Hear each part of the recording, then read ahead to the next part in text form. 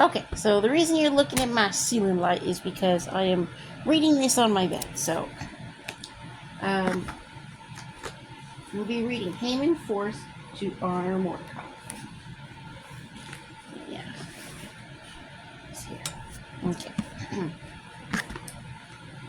That night the king could not sleep.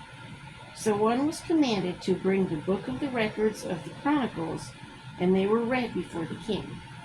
And it was found written that Mordecai had told Bigthana and Teresh, two of the king's eunuchs, the doorkeepers who had sought to lay hands on King Ahasuerus.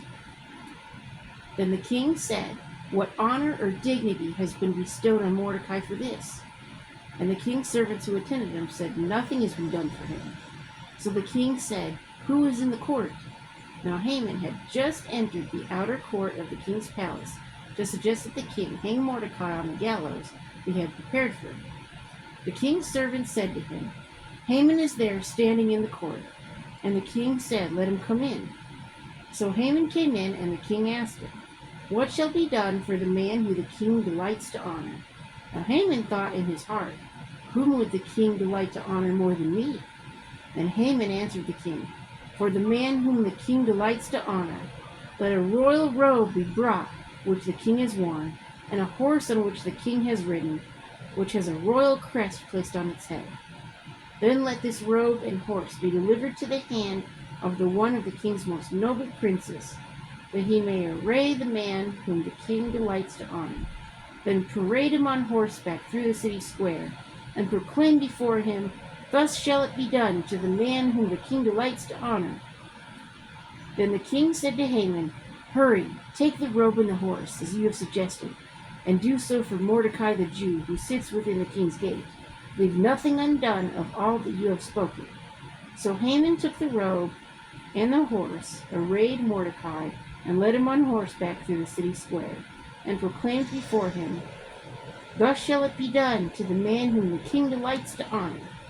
Afterward, Mordecai went back to the king's gate, but Haman hurried to his house, mourning and with his head covered.